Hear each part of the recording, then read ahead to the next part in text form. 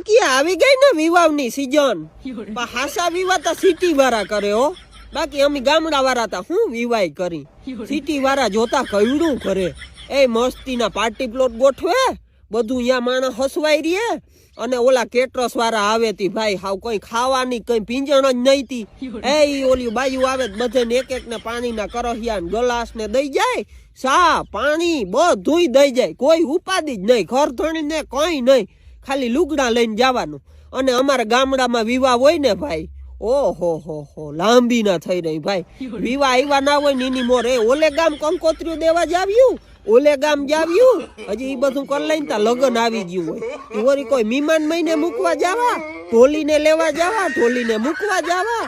આ તે ઠામ ઠીકર ભરવા જાવા ટ્રેક્ટર લઈને વળી મૂકવા જાવા ઈ બધું કરવું અને હેને રહોડું હોય ને ભાઈ આગલે દી એટલે અમે નવરાજ ના થાય એ રામ